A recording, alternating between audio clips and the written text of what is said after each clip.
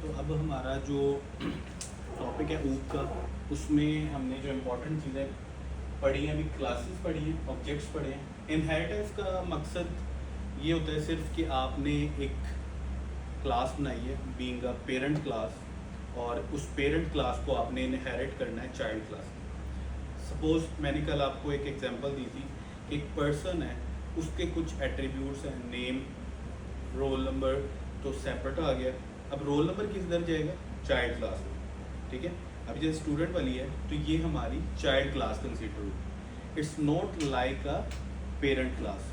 Parent वो होगी जिसमें सिर्फ और सिर्फ मेजर एट्रीब्यूट्स होंगे। नेम, एज आ सकती है उसमें, उसके बाद आपका प्रोफेशन आ सकता है, प्रोफेशन के बाद आपका CNIC आ सकता है। अब क्योंकि ये सारे के सारे एट्रीब्यूट्स आपकी चाइल्ड क्लासेस में भी आएंगे। डार्ट में इस काम को करने के लिए सिर्फ और सिर्फ एक कीवर्ड यूज़ होता है, वो है एक्सटेंड्स का कीवर्ड। आप क्या करते हैं, आप चाइल्ड क्लास आप लोगों ने क्रिएट की स्टूडेंट की अभी, ठीक है। स्टूडेंट की चाइल्ड क्लास क्रिएट करने के बाद आप क्या करते हैं, उसके आगे एक्सटेंड्स लिख के पेरेंट क्लास का नाम लिख दो।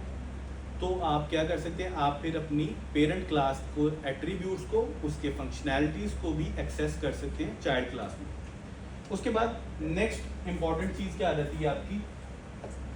इनकैप्सुलेशन। इनकैप्सुलेशन आपको पता है, इनकैप्सुलेशन का मतलब ये है कि आपने कोई भी कैप्सूल आप लोगों ने देखा होगा, मेडिकली जो मेडिसिन आती हैं हमारी, तो वो कोई इंपॉर्टेंट चीज़ होती है तो उसको इनकैप्सुलेट किया जाता है ना, ऐसे ही है।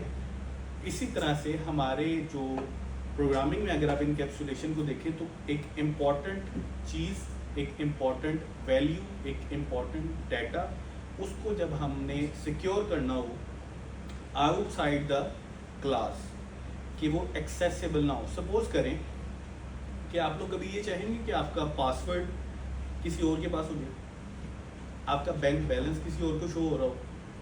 क्यों? क्योंकि आपके जो है वो आप लोग इनसिक्योर हो इस चीज़ में, लिहाजा आपके लिए वो बैंकिंग एप्स सिक्योर करती है इस चीज़ को कि वो हैश्ड कर देती हैं आपका पासवर्ड को, ताकि वो लोग भी आपके पासवर्ड को यूज़ ना कर सकें, ठीक है। इनकैप्सुलेट करने का सिर्फ और सिर्फ ये मकसद होता है कि इंपॉर्टेंट डाटा को आप प्राइवेटली सिक्योर कर लो अपने पास, सिर्फ उस क्लास के अंदर जब आप खुद एक्सेस करो तब ही समझ लें एक्सेस होनी चाहिए। इसके लिए 3 एक्सेस स्पेसिफायर्स होते हैं, पब्लिक, प्राइवेट, प्रोटेक्टेड। और डार्ट के अंदर जस्ट 2 किस्म के होते हैं। अगर आप कुछ नहीं लिखते वेरिएबल नेम के साथ तो समझ लें कि वो पब्लिक है, और अगर आप कुछ भी लिख देते हैं वेरिएबल नेम, उससे पहले अंडरस्कोर लगा देते हैं, तो इसका मतलब क्या है कि वो प्राइवेट हो चुका है। उसके बाद आया था हमारा एक टॉपिक एब्स्ट्रैक्शन। एब्स्ट्रैक्शन का सिंगल मकसद ये है कि एक बड़ी प्रॉब्लम को स्मॉल चंक्स में डिवाइड करके देन उसको सॉल्व करें।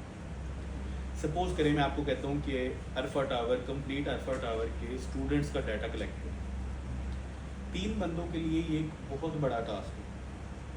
सपोज करें आप तीनों एकदम से एक ही ऑफिस चलेंगे, वहाँ पे स्टूडेंट्स का डाटा कलेक्ट करने लगे, टाइम वेस्ट। तो इसको एक बड़ी प्रॉब्लम को तरीक़ाकार से डिवाइड करना, स्मॉल चंक्स में डिवाइड किया। सपोज करें आपको मैंने कहा कि आप फर्स्ट फ्लोर पे चल रहे हैं, आप सेकंड पे चल रहे हैं, आप थर्ड पे चल रहे हैं, तो जहाँ पे आपको 25 डेज लगने हैं इकट्ठे काम करते, क्योंकि एक बंदा रिलैक्स हो जाएगा, दूसरा रिलैक्स हो जाएगा, तीसरा हो जाएगा। जब आप लोग अलग अलग जगह पे काम कर रहे होंगे तो आप रिस्पॉन्सिबिलिटी से कर रहे होंगे। इस रिस्पॉन्सिबिलिटी के बाद आपका वो टास्क 25 डेज़ की जगह 15 डेज़ में कवर अप हो जाए, ठीक है।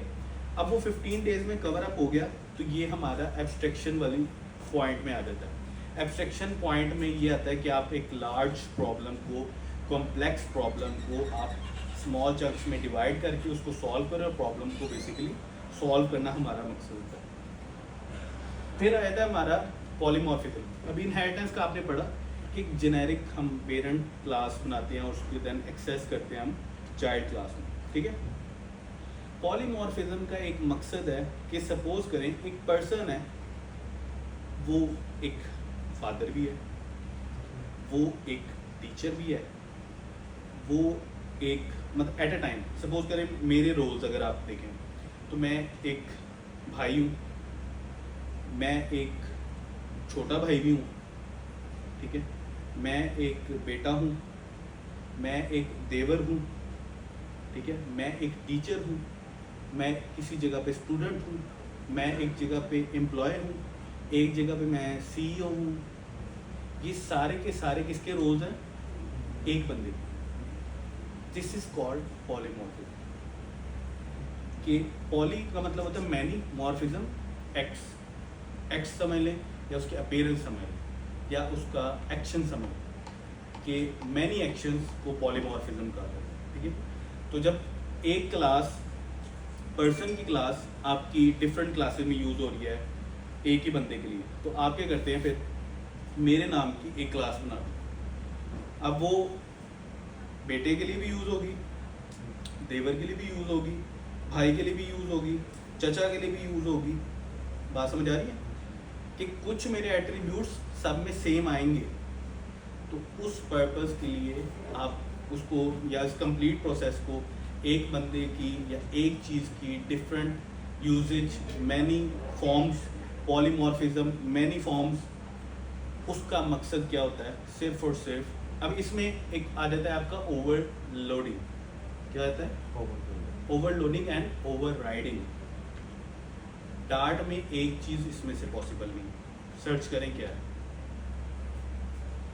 चेक करें overloading is possible in dart, या ओवरलोडिंग इन डार्ट होती है कि नहीं होती। नॉर्मली जो आपके इंटरव्यूज हैं उनमें ये क्वेश्चन पूछा जाता है, फ्रीक्वेंटली पूछा जाता है। डायरेक्टली ये पूछ लेते हैं कि ओवरलोडिंग के बारे में आपका क्या ख्याल है। आप बताते हैं कि ओवरलोडिंग किस तरह से एक फंक्शन की होती है और ओवरराइडिंग किस तरह से होती है। अब ओवरलोडिंग डार्ट में पॉसिबल ही नहीं है, डायरेक्ट आंसर है।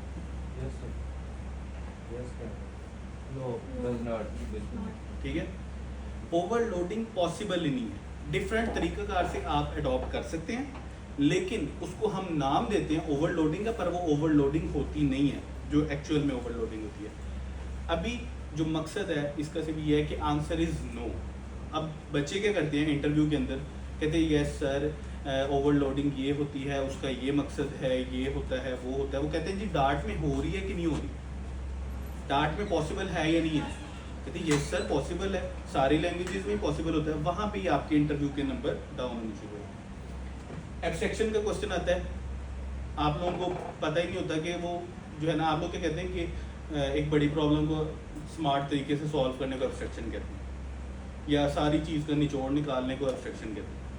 वो कहते हैं कि रियल टाइम एग्जांपल में आप बताएं तो कॉम्प्लेक्स प्रॉब्लम क्रिएट करें माइंड में, जैसे मैंने भी आपको बताई, उसको स्मॉल चंक्स में डिवाइड करें ताकि उसका सोल्यूशन निकाल के वो प्रॉब्लम कम्प्लीटली सॉल्व हो जाए।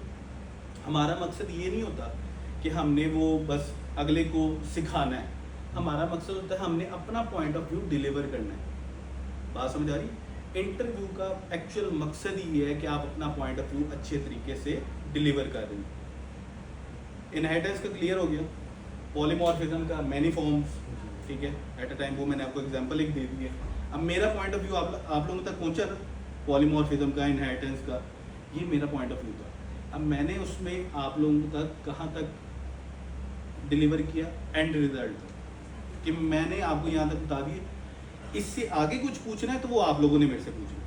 जब आप लोग पूछेंगे तो मैं आपको और ज़्यादा एक्सप्लेन करूँगा अपना पॉइंट ऑफ व्यू क्लियर करने के लिए, ताकि आप लोगों की अंडरस्टैंडिंग अच्छी हो जाए। क्लियर? अभी ये सारे पॉइंट्स देखने शुरू करें, और ताकि अगर कोई क्वेश्चन आए तो मैं आपको उसमें गाइड करूँ।